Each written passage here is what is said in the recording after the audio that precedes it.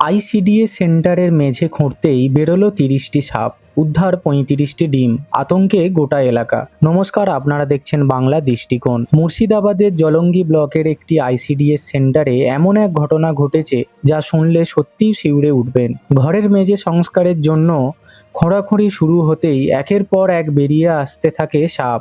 কিছুক্ষণের মধ্যে গোটা এলাকায় ছড়িয়ে পড়ে চরম আতঙ্ক।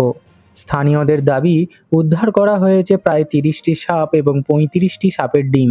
ঘটনাটি ঘটেছে ফরাজিপাড়া এলাকায় ১১৪ নম্বর আইসিডিএস কেন্দ্রে। সাপ বেরোতে দেখে সঙ্গে সঙ্গে কাজ বন্ধ করে দেওয়া হয় এবং খবর দেওয়া হয় স্থানীয়দের। খবর পেয়ে এলাকাবাসী ভিড় জমাতে শুরু করেন। অনেকেই আশঙ্কা প্রকাশ করেন মাটির নিচে আরও সাপ লুকিয়ে থাকতে পারে।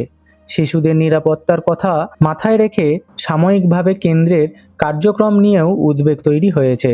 বিশেষজ্ঞদের মতে, বর্ষাকালে মাটির নিচে বা পুরনো নির্মাণের ফাঁকা জায়গায় সাপ আশ্রয় নেয়। তাই এই সময় বাড়ি, স্কুল, অঙ্গনওয়াড়ি কেন্দ্র কিংবা সরকারি ভবনের মেরামতের কাজের সময় বাড়তি সতর্কতা অবলম্বন করা জরুরি। স্থানীয় প্রশাসনদের পক্ষ থেকে পরিস্থিতির ওপর নজর রাখা হচ্ছে। এলাকাবাসীকেও অযথা আতঙ্কিত না হয়ে সতর্ক থাকার পরামর্শ দেওয়া হয়েছে। সাপ দেখতে পেলে নিজে ধরার চেষ্টা না করে প্রশিক্ষিত উদ্ধারকারী বা বন দপ্তরকে খবর দেওয়ার আবেদন জানানো হয়েছে।